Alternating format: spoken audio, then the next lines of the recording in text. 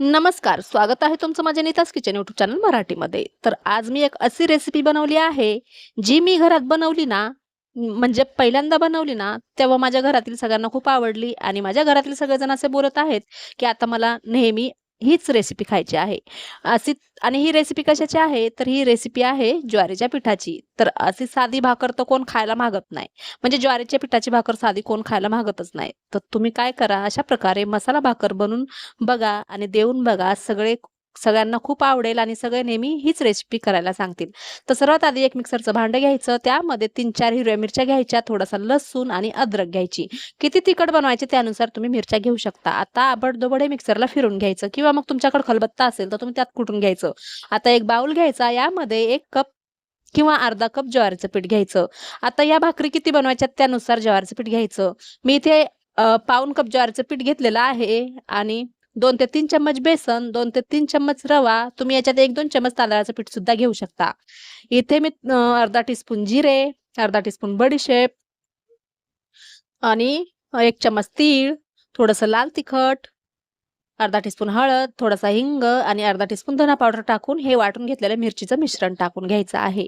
आता हे झणझणीत तिखट पाहिजे असेल भाकरीचा म्हणजे मसाला भाकर तर तुम्ही मिरचीचा ठेचा थोडा जास्त टाकू शकता आणि याच्या चवीनुसार मीठ टाकायचं आणि 1 लिंबाचा रस पिळून घ्यायचा. आता तुम्हाला जास्त आंबट चटपटीत नसेल आवडत, तर तुम्ही अर्ध्याच लिंबाचा रस पिळा किंवा मग आमचूर पावडर थोडंसं टाका. लिंबाचा रस नसेल पिळायचा तर आणि हा मसाला ही मसाला भाकर बनवून घ्या. तर इथे मी 1 लिंबाचा रस पिळून घेतला आणि याच्यामध्ये अर्धा टीस्पून मी साखर टाकलेली आहे. साखर तुम्हाला स्किप करायची असेल तर स्किप सुद्धा करू शकता. आता हे सर्व मिश्रण आपल्याला मिसळून घ्यायचं आहे.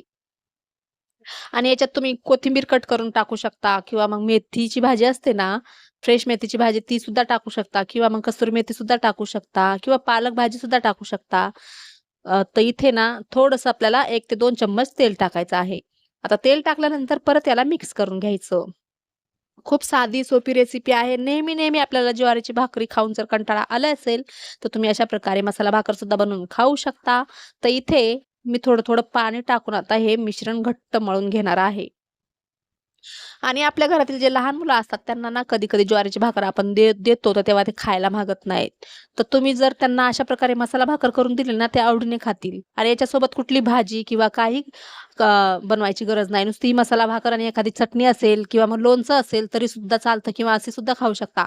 आता इथे मी थोडं-थोडं पाणी टाकून ना घट्टसर हे मिश्रण मळून घेतलेलं आहे. आपल्याला घट्टच मळायचं आहे, पातळ नाही मळायचं. जेवढं घट्ट होईल तेवढं घट्ट मळायचं आहे आणि इथे जर तुम्हाला वाटत असेल थोडंसं पातळ झालेलं आहे, तर तुम्ही याच्यामध्ये ना थोडंसं पीठ घेऊ शकता. म्हणजे ज्वारीचं पीठ घेऊ शकता किंवा तांदळाचं पीठ घेऊ शकता.